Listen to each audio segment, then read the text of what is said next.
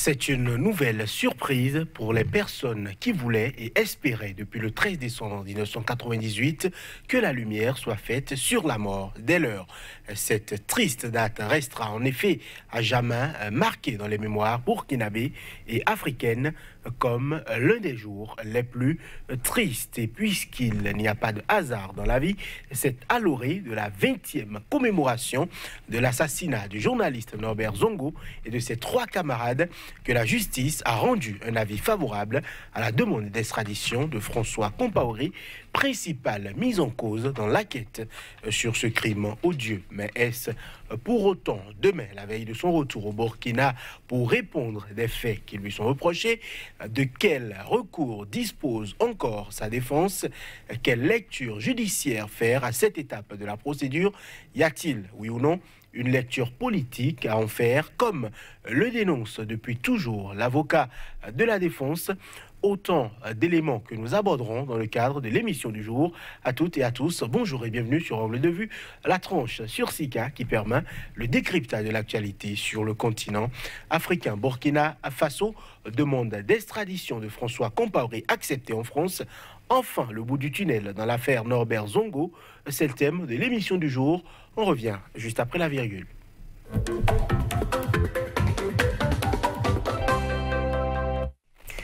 À nos côtés aujourd'hui, Lamine Sissé, bonjour. Bonjour, Johannes. Vous êtes expert en communication politique et écrivain. Face à vous, Emery Olabi, bonjour. Bonjour. Vous êtes juriste, spécialiste des questions internationales. Monsieur, l'enquête sur l'assassinat du journaliste Norbert Zongo, bientôt 20 ans, on va dire, que dure cette procédure. Qu'est-ce que cela représente avec vous, Lamine Sissé, vous qui êtes écrivain et témoin de l'actualité politique, on va dire, et qui secoue le continent noir depuis des décennies? Oui, je crois que c'est un processus qu'il faut suivre et je crois aussi que ça a secoué le monde entier, cet événement-là. Au moment de l'assassinat, je crois que le monde de la presse avait bougé. Et si la famille demande à ce que justice soit faite, je crois que c'est dans l'ordre normal des choses. D'autant plus que le crime, à 50 ans, on peut toujours exhumer. Oui. Et traquer les coupables. Moi, je suis pour la justice. Donc, je suis pour qu'on puisse vraiment élucider cette situation-là. Évidemment, cela peut avoir des ramifications, puisque c'est lié à un régime. Ce que je peux dire pour l'instant. Voilà. Et M. Olabi, la justice française a rendu un avis favorable à la demande d'extradition du jeune frère du président, de l'ex-président Blaise Compaoré vers le Burkina Faso. Est-ce déjà, selon vous, une victoire pour les personnes qui attendent de savoir effectivement ce qui s'est passé? Merci bien. Il faut dire que c'est une victoire d'étape. C'est une victoire d'étape. Nous ne sommes pas à la fin de la procédure. Nous sommes... disons que ce n'est nous sommes dans un feuilleton judiciaire qui ne fait que commencer.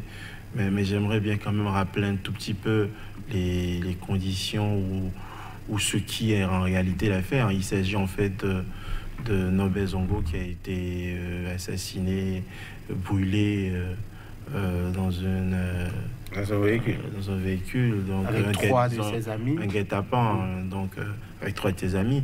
Mais ce dernier était quand même directeur de publication, journaliste directeur de publication de l'Indépendant, un journaliste indépendant, et qui enquêtait sur l'assassinat, la disparition du chauffeur du président. Du frère du président. Qu'on appelle affectueusement le petit président. Donc vous pouvez imaginer quelle est la taille ou la considération ou l'ampleur que cette affaire peut avoir quand on traite François Compaoré de petit président. Donc quelle était sa puissance à l'époque? Donc peut-être qu'on le voyait en tant que peut-être le second président du Burkina à l'époque. Et donc déjà il y a eu un procès qui n'a même pas commencé, qui s'est éteint en 2003 par un non-lieu. Et c'est à la faveur d'une décision de la Cour africaine des droits de l'homme sur le cas Norbert Zongo, plainte portée par les parties civiles, et où la Cour indiquait un déni de justice et a condamné le Burkina pour n'avoir pas rendu justice. Et c'est justement à cette occasion que le président de l'époque, Kafando, président du Burkina Faso, a rouvert l'enquête à nouveau. Ce qui a conduit évidemment à ce que nous voyons en 2015, un mandat d'arrêt qui a été lancé et ensuite une arrestation. Et il faut déjà aussi préciser, surtout que la Cour d'appel, donc la Chambre de la Cour d'appel de Paris, a refusé en juillet dernier de statuer sur l'affaire et a demandé des compléments d'informations, de preuves matérielles, concrètes. Et ce sont ces preuves-là qui ont été versées au dossier et qui ont permis finalement à la Cour, à la Chambre de la Cour d'appel de Paris, de pouvoir se prononcer. Et voyez-vous, ce n'est que parce que la Cour était convaincue qu'il y a un lien, que les preuves apportées par l'État burkinabé ou le ministère public burkinabé arrivent à établir le lien entre Dambert Zongo et François Compaoré, qui peut être impliqué. Donc, enfin, le procès n'a pas débuté. Oui. Donc, c'est juste l'établissement des faits qui montre en réalité que les faits ou les supposées allégations qui sont reprochées à François Compaoré méritent d'être connu par la justice. Voilà. Alors, à la métissée, certains estiment que les cadavres ne doivent pas être dérangés dans la quête de la paix et de la cohésion sociale. Quelle est votre lecture de cette volonté qui veut que on ferme parfois les yeux sur certains dossiers pour le bien de tous? C'est pour permettre aux autres de continuer de faire la même chose. Je crois que ce n'est pas une bonne lecture. Mais nous ne sommes pas en train de juger, comment dirais-je, François Compaoré. Et il est présumé innocent. Tout à fait. Mais nous avons voulu que les choses soient clarifiées. Parce que c'est extrêmement important de clarifier pour savoir qui a fait quoi. Alors, je crois que justice doit toujours être faite s'il s'agit d'un crime. Même s'il s'agit d'un détournement des deniers publics. Justice doit toujours être rendue. Je crois que le cadavre, même dans sa tombe, même s'il est au paradis, il a besoin que les gens sachent voilà, exactement. C'est extrêmement important. Voilà. François Compaoré ne devrait pourtant pas être extradé de sitôt. Sa défense dispose encore de plusieurs recours judiciaires pour contester cette décision. Quels sont ces recours-là? Oui, mais déjà préalablement, il faut dire qu'on ne pourrait pas parler d'extradition, de procédure d'extradition, si préalablement que les États, il n'y avait pas une convention ou un accord d'extradition inclus soit dans les accords de coopération ou séparément. C'est déjà un préalable. Autrement, la France ne trouverait pas à donner raison à extrader M. Compaoré. C'est justement parce qu'au préalable, il y a des accords judiciaires, des accords d'entraide judiciaire de coopération en matière qui prévoient les conditions d'extradition entre les deux États, évidemment. Donc, c'est déjà la base juridique légale qui permet en fait d'avancer sur ce terrain.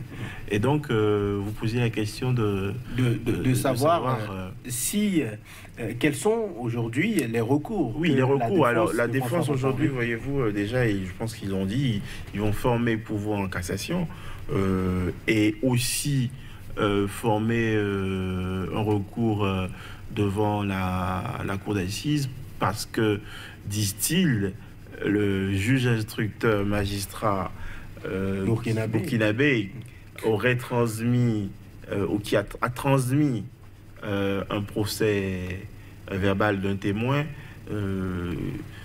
falsifié, paraît-il, mais qui a été peut-être relevé dans la décision de la Cour d'appel de Paris, qui estime qu'il y a une phrase qui n'était pas assez correcte. Et donc, sur ce postulat, évidemment, ils veulent porter plainte pour faux usage de faux en écriture publique et demander au juge de passer devant la chambre criminelle, histoire de gagner du temps. Évidemment, c'est un gain de temps parce que, voyez-vous, l'objectif, c'est 2020-2021, ça peut être tiré la procédure jusqu'aux élections présidentielles.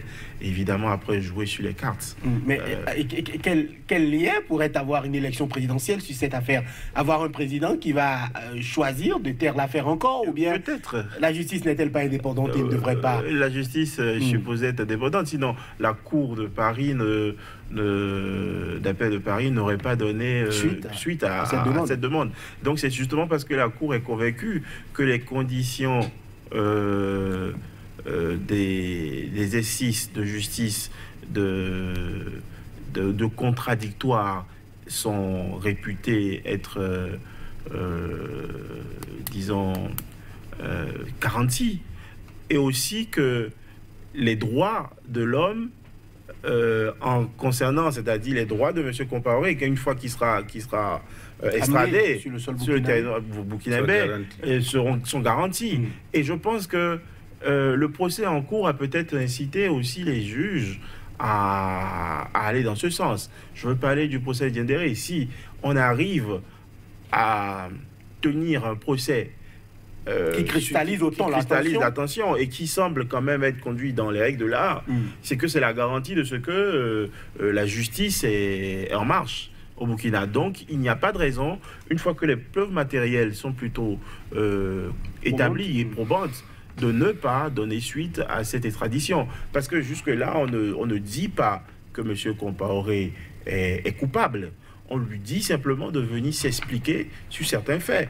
Et il vient s'expliquer s'il n'a rien à dire, ou s'il arrive à apporter les éléments de défense qui prouvent qu'il n'est pas impliqué dans ce qu'on lui reproche. Évidemment, il sortira en blanc-seing et il sera totalement lavé. Au cas contraire, il répondra de ses actes. Mais ce qu'on lui demande, c'est juste de venir s'expliquer. Donc, il n'y a vraiment pas matière, il n'y a aucun problème politique autour. Mais évidemment, voyez-vous, on joue sur l'agenda politique.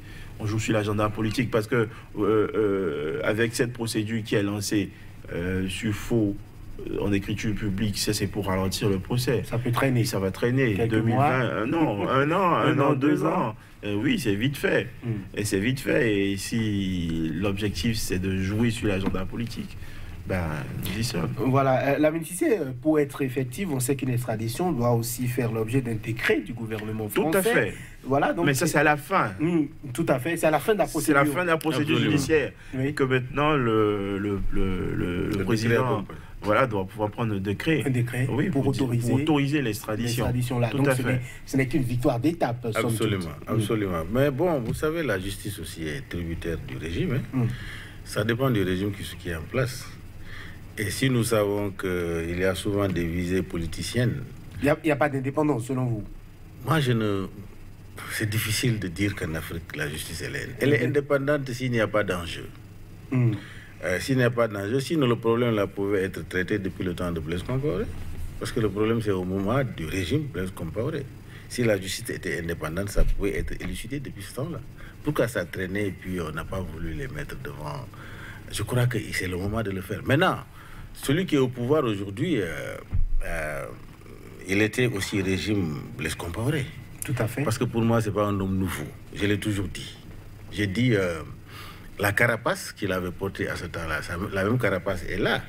Si vous voulez, n'est-ce pas, juger un régime, jugez le régime avec ceux qui ont conduit le régime ensemble. Il a eu le mérite d'abandonner le régime quand le régime a voulu foncer dans le tas. Quand le régime n'a pas a voulu lui barrer la route pour prendre la présidence. C'est ce qu'il faut dire. Parce que c'est lui, ils étaient un prétendant sérieux à la présidence. Parce que Blaise Compaoré ne voulait pas qu'il renouvelle le mandat parce que c'est un club, ce sont des ténors du pouvoir. Ils n'ont pas voulu, ils ont fait ombrage. Oui, mais dans la logique où Blaise Compaoré avait envie de s'éterniser au pouvoir, est-ce que ce n'est pas, je dirais, est-ce que le politique que représente l'actuel président n'a pas beau jeu de quitter le gouvernement sans que forcément son départ ne soit assimilé à juste le partage du gâteau? Je continue mon raisonnement. Oui, allez-y. S'il ne voulait pas que le régime soit éternisé, lui qui a conduit le régime depuis le début jusqu'au moment où Blaise Compaoré a voulu, il devait chercher un autre homme nouveau. C'est pas à lui de succéder alors. Je crois que c'est une continuité, mais la continuité qui se fait dans la marque du nouveau président. Maintenant, ce qui est un peu pas explicable, c'est de vouloir se montrer tout à fait un homme nouveau. Parce que les Diendéré, tout ça là, avec celui qui est au pouvoir, mais c'était eux qui étaient là depuis. Plus comparé. S'il y a des coups sales, la mauvaise gouvernance, etc., c'était ensemble qu'ils l'ont fait. Mais aujourd'hui, je crois que la priorité doit être, on doit gouverner dans la transparence, oui. On doit essayer d'imprimer sa marque, oui. Mais si on veut traquer les autres, comme si soi-même on est propre, moi, ça me pose un problème.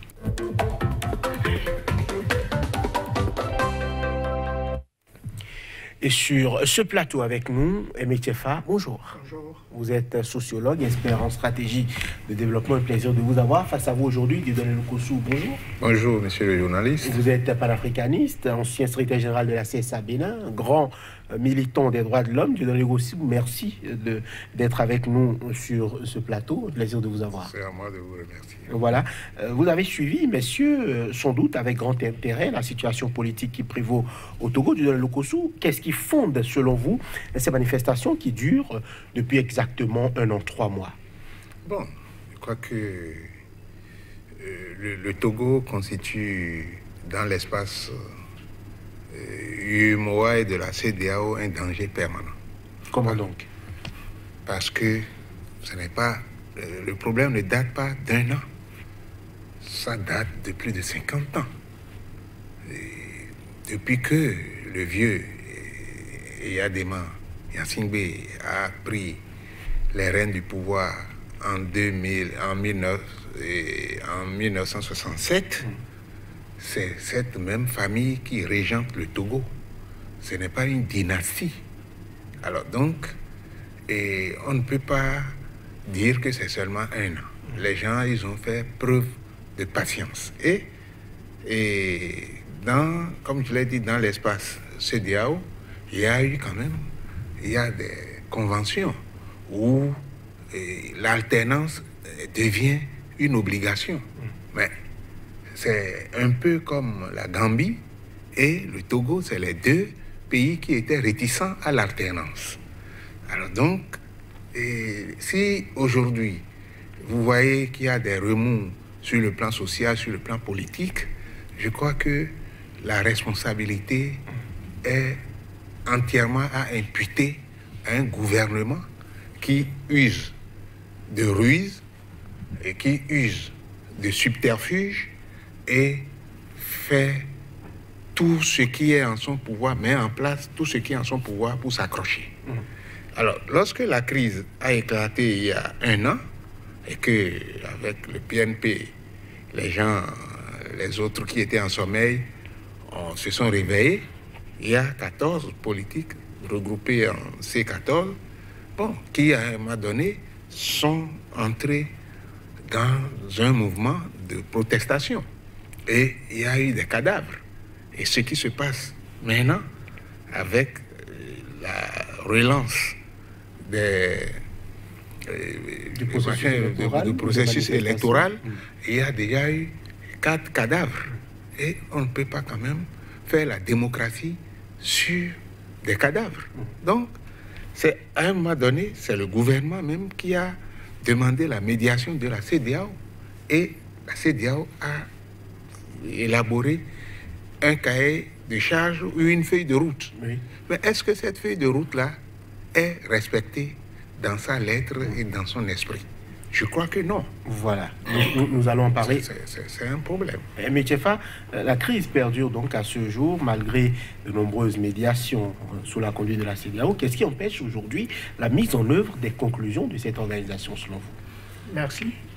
Avant de parler du Togo, je fais toujours un préalable important. Je ne suis pas un homme d'affaires. Je n'ai jamais vu le président Gnassingbé de mes yeux. Je suis universitaire. J'opine en toute indépendance, en toute autonomie. Rien ne me gouverne, rien ne m'influence.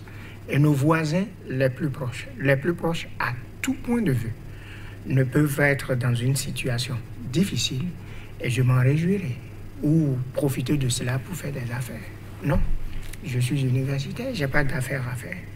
je suis un être humain libre et indépendant. En fait, disons que la situation du Togo est complexe. Complexe à 2 points de vue. J'adhère pour une grande partie de l'analyse de M. Lokossou. Bon, il y a quelques points sur lesquels je ne suis pas d'accord. Ce n'est pas l'entière responsabilité du régime. Ça, c'est un autre problème. Mais il faut que l'opposition aussi prenne ses responsabilités. Parce que vous savez, animer l'opposition, c'est une affaire de stratégie. Et je dis partout, lorsque vous refusez d'aller aux élections et que vous êtes de l'opposition, ceux qui sont au pouvoir organiseront leurs élections contre vous. Mais c'est vrai aussi que pour les élections du 20 décembre, à mon avis, c'est un peu trop précipité. Il y a beaucoup de préalables à régler. Il y a beaucoup de points qu'il faut mettre sur table, en parler honnêtement, en toute sincérité, pour une république qui se veut démocratique, moderne, au sein de laquelle les droits de la personne humaine doivent prévaloir plus que tout. Mais tant que l'opposition continuera par refuser de concéder telle ou telle chose, et que d'ailleurs, ce n'est pas en définitive elle qui aurait tellement de concessions à faire, puisque ce n'est pas elle qui a le pouvoir. Alors, si l'opposition continue, pas exiger au-delà de ce qui est exigeable, elle donnerait visiblement toutes les bonnes raisons du monde au pouvoir de foncer. Parce que la démocratie, c'est aussi des calendriers. La démocratie, c'est aussi des mandats. On sait quand on les commence et quand on les finit. Et que si on veut suspendre un mandat, mais c'est aussi un certain nombre de processus juridico-formels qu'il faudra pouvoir faire aussi. Le pays fonctionne suivant des tests, suivant des lois. Je ne parle pas de ce que ces lois-là proviennent des aspirations profondes du peuple. Ça, c'est un autre débat.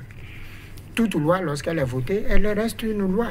Qu'elle soit mauvaise, bonne, dure ou facile, il faut l'appliquer. C'est pour ça que le lobbying est très important préalablement au vote d'une loi pour que tous les points de vue soient pris en compte. Je dis au passage que j'ai toujours été contre toute forme de constitution qui saute de son sein tout ce qui peut garantir l'alternance et faire donc le lit à telle ou telle personne ad vita aeternam. Je suis contre ça. Mais que les responsabilités soient situées, que les acteurs de part et d'autre, même le peuple togolais, vous ne pensez pas qu'il est responsable de ce qui arrive? Comment les Burkinabés ont fait? Comment les Malgaches ont fait? Et on connaît encore l'histoire d'autres peuples. Comment les Béninois ont fait en 1990, puis après par la conférence nationale. Donc, ce sont des éléments qui peuvent être versés à tout ce que nous aurons à dire ici, pour que ce ne soit pas le procès de quelqu'un qui est fait parce qu'il est le fils de telle ou telle autre personne dans un processus démocratique. Nos gènes, nos filiations, nos liens de parenté n'ont aucune valeur. Vous soumettez au peuple un projet de société et s'il prospère, c'est vous qui conduisez la destinée, bien entendu, du peuple, bien entendu avec une équipe, pour un mandat dont vous êtes le locataire, et il faut que ce mandat-là, bien entendu, soit limité. Voilà. C'est mon point de vue. Dieudonné Lokossou, je vous repose la question, qu'est-ce qui empêche aujourd'hui la mise en œuvre des conclusions de la CEDEAO qui a quand même conduit, on va dire, les discussions durant plusieurs semaines, plusieurs mois? Moi, je pense que les amis de l'opposition ne sont pas dupes. Mais il y a les tests. D'accord? Mais faudrait-il, même si vous gouvernez, on doit faire en sorte que les tests soient consensuels. Mais quand je prends l'exemple de la longue présidence, il n'y a pas que... moi, je ne suis pas contre le fils ou le père, mais on a l'impression comme ce sont ces deux-là qui sont des Togolais. Les autres ne sont-ils pas des Togolais? Est-ce que toutes les élections qui ont été faites depuis lors, c'est toujours la même famille qui gagne et pas des fraudes? Si vous avez des amis là-bas, vous leur demandez comment ça se passe. Non, il ne faut pas aller pour aller. Ils ont déjà fait beaucoup d'expérience. On a parlé de réformes institutionnelles. Ça doit précéder même les élections. Mais on a choisi le gouvernement a choisi ce qui lui plaît. Il y a un expert qu'on a fait venir du Sénégal qui a rédigé un avant-projet d'une charte. Et la question de est-ce que celui qui est là aujourd'hui, est-ce qu'il doit encore se représenter? Et dans son écrit, il a mis en aucun cas, nul ne peut faire 2 mandats. Mais quand la CEDEAO a envoyé le test, le gouvernement a envoyé un test parallèle. Et on a sauté cette partie-là. Or, le monsieur là, il est déjà à son 3e mandat. Donc, on dit que la loi n'est pas rétroactive. Donc, ils sont sûrs qu'ils vont encore gagner les élections. Depuis que l'opposition participe à ces élections-là, malgré les lois taillées sur mesure, elle n'a jamais été majoritaire. L'Assemblée actuelle est majoritaire. Donc, mais quand vous voulez aller à une élection, il faut être sûr. Si déjà, par avance, ceux qui sont les tenants du pouvoir savent qu'ils vont gagner, mais à quoi ça sert d'aller faire du folklore? Pour la première fois, ils ont boycotté. Et je crois que la CEDEAO a du pain sur la planche. Moi, les tests sont les tests. Mais au Burkina, ce n'est pas qu'il n'y a pas de tests. Ailleurs, on aurait pu dire ils ont fait de l'informel. Mais quand les tests de la République doivent aller contre une partie du peuple, mais on laisse ça de côté et on choisit la voie qui n'est pas la voie juridique. Je prends le cas, je suis parfaitement d'accord qu'il ait cité le cas de Madagascar et le cas du Burkina.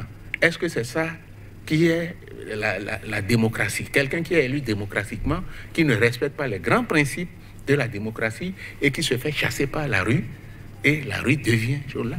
Mais lorsque tous les contours, tous les pouvoirs sont concentrés dans une main, on ne donne pas la possibilité à l'opposition de respirer, on ne peut qu'assister à ce qu'on a assisté au Burkina. Prenez les derniers exemples, c'est les gilets jaunes en France. On a mis de côté les syndicats, les partis politiques, et c'est de l'informel aussi. C'est des gens, spontanément, qui ont pris les rues et ont commencé par exiger, par casser. Macron, qui était un grand réformiste, qui, visiblement, quand je l'écoutais, je n'ai jamais pensé qu'il pouvait faire marche arrière. Donc, mais il y a eu des casses, il y a eu beaucoup de dégâts. Mais vous voulez que pour les intérêts politiques, les intérêts particuliers d'un individu, on arrive à tirer sur des gens? Mais les gens qui marchent à Lomé pour dire nous sommes contre la manière dont les élections doivent se faire, ben, ils sont à main nue. Et quand un général se lève et tire sur des gens, moi je suis tous les jours sur les réseaux, je lis beaucoup de choses sur le Togo. Et moi j'ai un ami qui malheureusement paie à son âme, et je profite d'ici pour envoyer mes choses là à la famille, ceux qui ont subi cette sauvagerie. Donc, la démocratie en Afrique, d'une manière générale, ça pose un problème. Il ne faut pas aller pour aller. Donc, moi, je ne trouve pas que les conditions essentielles minimum soient réunies pour exiger, pour dire, bon, pourquoi on a fait la chaise vide? D'accord. Mais à la conférence nationale, mes amis du PCB ont fait la chaise vide. Mais c'est grâce à eux que nous avons, la démocratie a pu respirer. Donc, à un moment donné, il faut consentir des sacrifices pour qu'on rétablisse les équilibres sur le plan de la démocratie. Voilà.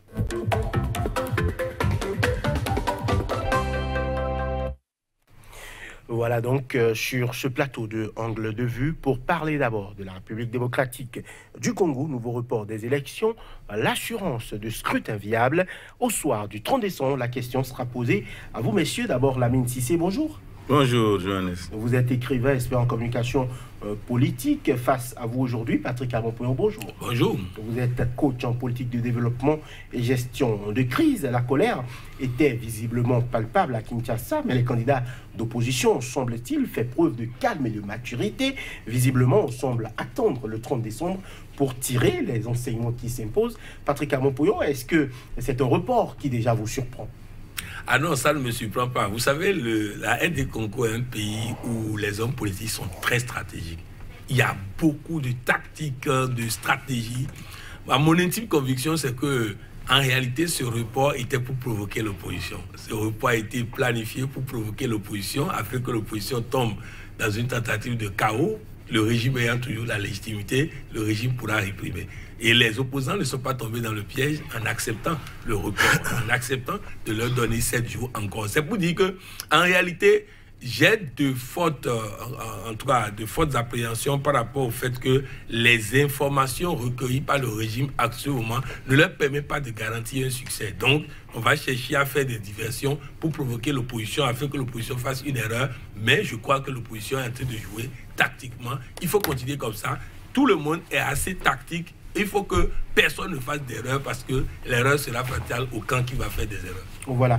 Lamine Cissé, à quel camp aujourd'hui est imputable l'incendie à la CENI? On a vu le Front commun du Congo dire que c'est l'opposition, notamment Martin Fayoulou et ses militants qui ont brûlé un entrepôt à la CENI. Comment l'organe qui cristallise autant l'attention, l'organe qui est censé libérer les Congolais, peut-il prendre feu et être du fait de l'opposition alors même que le régime quadrille Kinshasa et environ? Bon, moi je ne suis pas d'avis, puisque moi mon analyse est que l'opposition, le pouvoir en place ne peut pas brûler un entrepôt pour dire après je vais organiser les élections pour une semaine. Il aurait dit tout carrément, dans 3 mois je ne pourrai pas organiser. Parce que ce n'est même pas intelligent de penser que le pouvoir va brûler l'entrepôt et puis se battre pour organiser les élections dans une semaine. Donc selon vous, ça n'a aucun sens. Qui pourrait donc être à la base de cet incendie-là? Je pense qu'il y a des mains invisibles derrière. Lesquelles mains? Non, je ne peux pas dites-nous tout. Je ne peux pas les citer sur le plateau, mais il y a des candidats qui ont été recalés. Vous pensez donc qui sont énormément puissants. Vous pensez donc que c'est Moïse Katumbi et Jean-Pierre Bemba qui ont orchestré l'incendie à la CENI? Je ne peux pas nommément les nommer, puisque vraiment, en tant que responsable, je ne peux pas les nommer. Mais moi, je dis, je regarde du côté des gens qui sabotent, qui ne veulent pas que les élections soient organisées. Mais Moïse Katumbi a un candidat sur le terrain qui est prêt à aller aux élections. Qu'est-ce qu'il gagne aujourd'hui? D'accord. Non, ce que je voudrais dire est que ça soit fiasco, cette élection-là. Parce que déjà, on pense que le pouvoir n'a pas voulu. Il veut compter sur ses propres forces pour la première fois pour organiser l'élection. Ses potentialités, son argent, sans pour autant faire appel, n'est-ce pas, à l'aide extérieure comme d'habitude. Et maintenant, ce sabotage-là peut être l'objet d'agenouiller, n'est-ce pas, cette CENI qui veut proclamer son indépendance. Mais maintenant, si c'est le pouvoir qui a organisé, avec l'ampleur des destructions, il peut faire la prolongation plus loin et personne ne dira quelque chose. Qu'est-ce qu'il va dire quelque chose? Et là, la puissance publique et tout. N'a-t-il pas le risque de chaos? Mais maintenant, moi, quand j'ai vu qu'ils sont en train de s'acharner, courir, il y a des experts qui ont dit, en une semaine, ça ne peut pas être fait.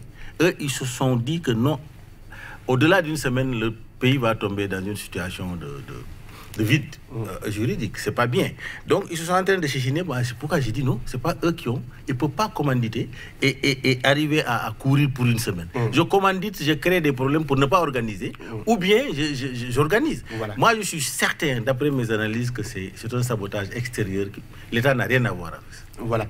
Patrick Amopoyon, quelle est votre lecture? On sait que toute récupération politique est bonne ou mauvaise, ça dépend du côté où l'on se situe, mais aujourd'hui, on accuse l'opposition d'être à la base de cet incendie-là, alors même que l'opposition demande depuis plus de 2 ans le départ du président Kabila. Qu'est-ce qui pourrait arranger aujourd'hui cette opposition d'être, je dirais, l'instigatrice de ce sabotage-là? Non, je crois que c'est bon.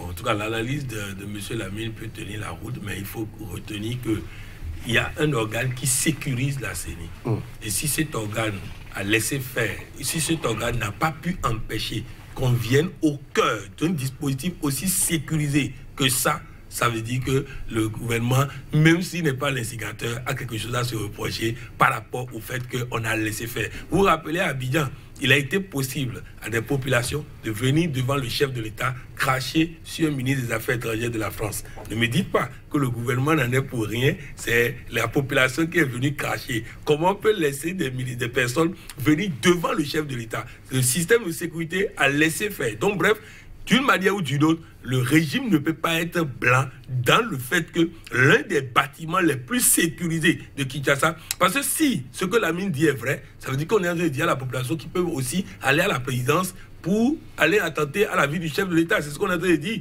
Parce que si on peut aller attaquer un organe aussi sécurisé que la commission électorale, ça veut dire qu'on peut aller à la présidence et se retrouver nez à nez avec le président. C'est ce qu'on est en train de nous dire. Non, je crois que ça ne tient pas la route. Dans un pays aussi sécurisé, où le régime a militarisé Kinshasa jusqu'à ce point, cette logique-là, je ne pense pas qu'elle est un peu terrible. Voilà. Mais il oublie qu'on a tué Laurent Désiré Kabila dans son palais. Il oublie ça. Ah, donc c'est possible. Non, je suis en train de te dire que le multinational, c'est l'argent. Ils sont prêts à tout. Donc, selon vous, c'est possible. D'accord. Nous allons évoluer. La CENI parle de retard logistique qui aurait donc empêché l'organisation du vote dans la capitale Kinshasa pour justifier ce report. J'ai envie de vous demander, qu'est-ce qui empêche cette même CENI de nous dire, dans une semaine, nous n'avons pas pu remplir ces conditions-là? Qu'est-ce qui pourrait les empêcher? Non, je pense que la CENI est en train de relever un défi. Parce qu'en fait, c'est des patriotes, hein. C'est des Congolais, ils aiment leur pays. Il ne faut pas penser que...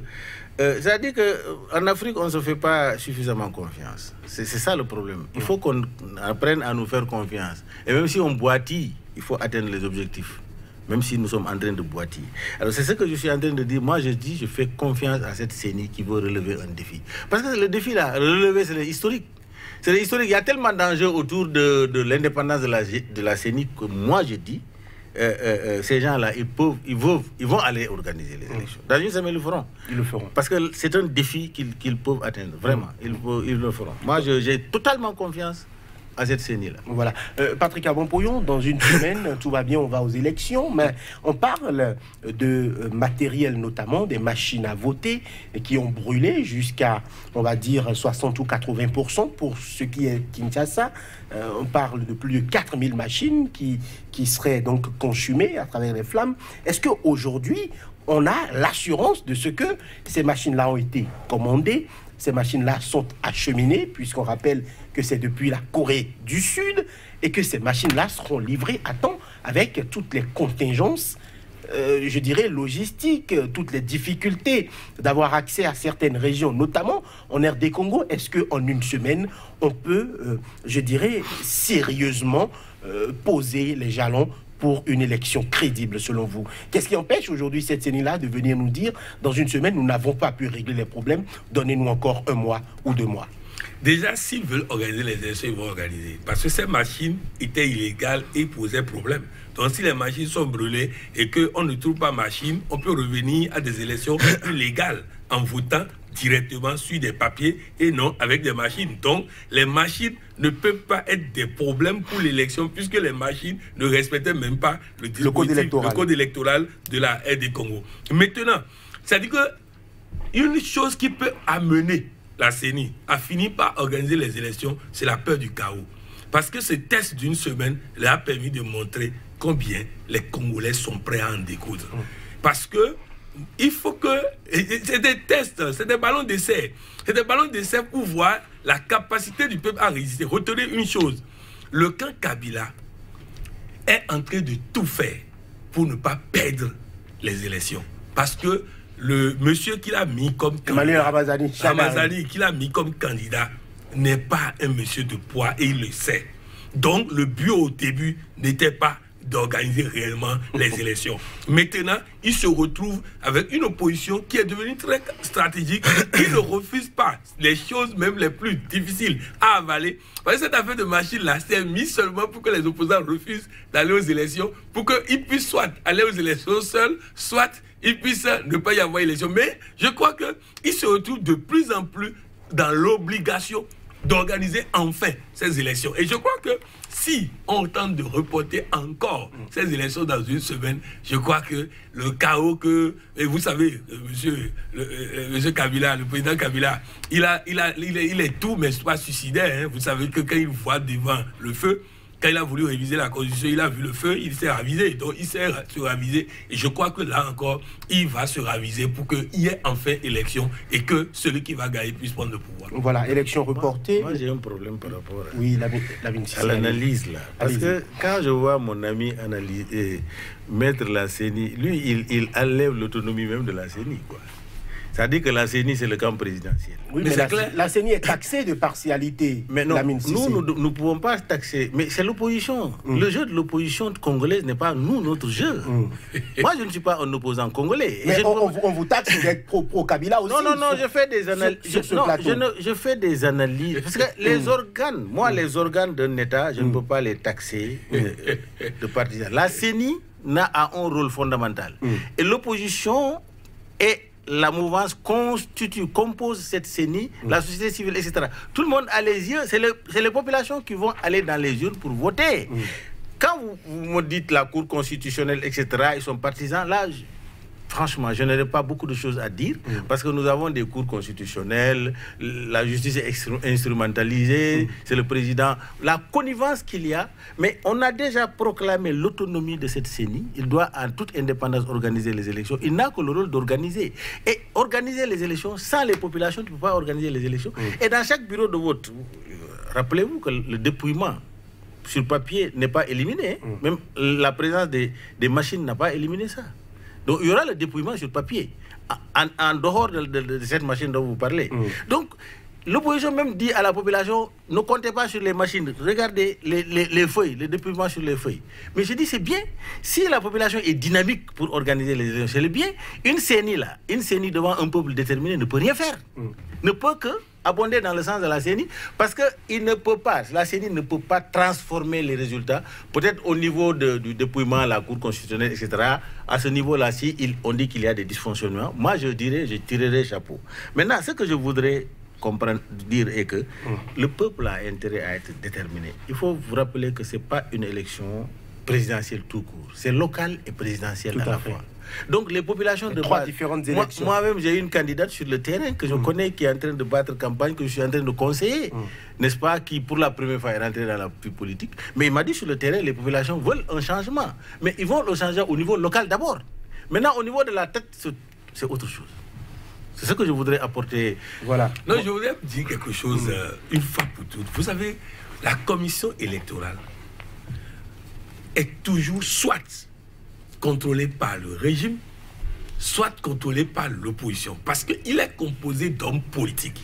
Et donc, si la majorité bascule d'un camp, il y a d'office un camp qui contrôle la machine. C'est-à-dire qu'il faut que les gens comprennent ça une fois pour de bon. Parce que c'est ça qui va leur permettre de savoir pourquoi il y a ce tiraillement chaque fois au niveau des deux camps.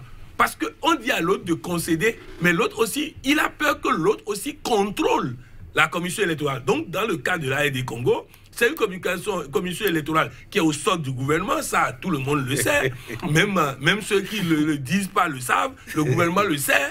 Donc, mais il faut que compter avec ça. On va compter avec ça. Voilà, je voudrais vous demander, on parle d'élections reportées, la campagne électorale s'arrête conformément au calendrier initial. Pourquoi n'avoir pas permis aux candidats de continuer à parler au peuple, vu que c'est ce même calendrier électoral qui a été tordu pour ce qui est du report des élections, Patrick Amon-Pouillon? Non, en fait, il faut dire, voilà encore une preuve que chaque fois que la commission électorale prend une décision, elle est applaudie par le gouvernement, elle est rejetée par l'opposition. Et on dit que cette commission est autonome. Une commission autonome qui ne fait que ce que le gouvernement veut. Une commission autonome qui est en phase avec le gouverneur de Kinshasa, qui interdit les meetings à Kinshasa. Je crois que monsieur Lamine doit nous expliquer un peu cette affaire. Pourquoi donc n'avoir pas accepté de prolonger le délai pour la campagne électorale? Non, si cette décision est unilatérale, je comprendrai. Si cette décision ne frappe que l'opposition, on a matière à discuter. Mais ça frappe tous les deux camps. Pourquoi on en discute? On dit tout le monde, dans la compétition, tout le monde arrêtez de faire la campagne selon la loi, selon le code électoral. Oui, mais la CENI est regardant. Maintenant, si le consensus avait permis à la CENI de dire laissez les gens, mais c'est sur quelle sur quelle base juridique la CENI peut dire continuer la campagne. Je suis d'accord avec vous. Problème exceptionnel, décision exceptionnelle. Je suis d'accord avec vous. Mais maintenant, si la CENI va dans le sens de la loi et que la loi frappe tout le monde, pourquoi on pense que c'est l'opposition? Dans le sens de quelle loi? Oui, mais c'était... De dire d'arrêter la campagne. C'est pas légal. C'était à la sortie. Et le pouvoir? Le pouvoir aussi va dire que c'est pas légal? Non, le pouvoir... Non, mais qu'est-ce que vous pensez que les gens de Kabila n'ont pas envie aussi, eux aussi? Non, ils ont déjà interdit.